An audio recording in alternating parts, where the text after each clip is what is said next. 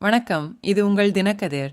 தமிழக முன்னாள் முதல்வர் ஜி. ராமச்சந்திரனின் நினைவு தினத்தையொட்டி பாஜக மாநில தலைவர் அண்ணாமலையின் சர்ச்சைக்குரிய ஒப்பீட்டால் அதிமுக மற்றும் பாஜக இடையே பதட்டம் ஏற்பட்டது.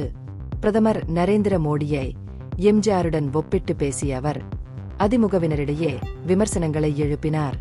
அதிமுக அமைப்புச் செயலாளர் ஜெயக்குமார் இந்த ஒப்பீட்டை நிராகரித்து, இது மலையையும் ஒப்பிடுவது போல என்று கூறினார். எம்ஜிஆர் வகுப்புவாத மற்றும் சாதி அரசியலுக்கு அப்பாற்பட்டவர் என்றும், மோடியைப் போலல்லாமல் சிறுபான்மையினர் உட்பட சமூகத்தின் அனைத்து பிரிவினராலும் மதிக்கப்பட்டவர் என்றும் அவர் வலியுறுத்தினார். பாஜகவின் அரசியல் நிலைப்பாட்டை மேலும் விமர்சித்த ஜெயக்குமார், மதத்தின் அடிப்படையில் சமூகத்தை பிளவுபடுத்துவதாக குற்றம் சாட்டினார். எம்ஜிஆர் முன்வைத்த சமத்துவ கொள்கைகளை அதிமுக நிலைநிறுத்துகிறது என்று வாதிட்ட அவர், பாஜக அத்தகைய மதிப்புகளுடன் ஒத்துப்போகிறதா என்றும் கேள்வி எழுப்பினார். எம்ஜிஆரின் உள்ளடக்கம் மற்றும் வகுப்புவாதமற்ற நிலைப்பாட்டிற்காக பாராட்டப்படுகிறார். இது பாஜகவின் பிளவுபடுத்தும் அரசியலுக்கு முற்றிலும் மாறுபட்டது. விமர்சனத்திற்கு பதிலளித்த அண்ணாமலை, தனது ஒப்பீட்டை பல மூத்த அதிமுக தலைவர்கள் தொலைபேசி அழைப்புகள் மற்றும் வாட்ஸ்அப் செய்திகள் மூலம் பாராட்டினர். சிலர் பகிரங்கமாக உடன்படவில்லை என்றாலும் கூட அவர்களின் தாழ்மையான தொடக்கங்கள் மற்றும் கொள்கை ரீதியான வாழ்க்கை முறைகளில் உள்ள ஒற்றுமைகளை எடுத்துக்காட்டுவதன் மூலம் அவர் இணையானதை நியாயப்படுத்தினார்.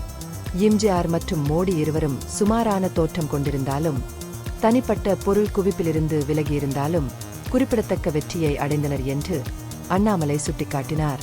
குவைத் போன்ற முஸ்லிம் பெரும்பான்மை நாடுகள் உட்பட சர்வதேச அளவில் மோடிக்கு கௌரவம் கிடைத்துள்ளது என்றும் அண்ணாமலை குறிப்பிட்டார். இது பாஜக இஸ்லாத்திற்கு விரோதமானது என்ற கருத்தை மறுப்பதாக அவர் வாதிட்டார்.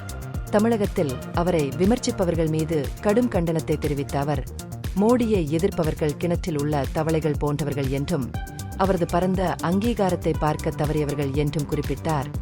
மோடியை எம்ஜிஆருடன் ஒப்பிடுவது நியாயமானது என்று தனது நிலைப்பாட்டை மீண்டும் வலியுறுத்தினார். இதற்கிடையில் அதிமுகவினர் பல்வேறு வழிகளில் எம்ஜிஆரின் பாரம்பரியத்தை நினைவு கூர்ந்தனர். பொதுச் செயலாளர் எடப்பாடி கே. பழனிசாமி, நீக்கப்பட்ட தலைவர் ஓ. பன்னீர்செல்வம், அமமுக பொதுச் செயலாளர் டிடிவி தினகரன், விகே சசிகலா ஆகியோர் மெரினா கடற்கரையில் உள்ள எம்ஜிஆர் நினைவிடத்தில் அஞ்சலி செலுத்தினர். எம்ஜிஆரின் கொள்கைகள் மற்றும் தமிழ்நாட்டிற்கான தொலைநோக்கு பார்வையில் தங்களுடைய உறுதிப்பாட்டை மீண்டும் உறுதிப்படுத்தும் வகையில் அவர்கள் தங்கள் ஊழியர்களுக்கு உறுதிமொழிகளை வழங்கினர். இது உங்கள் தினக்கதிர். நன்றி.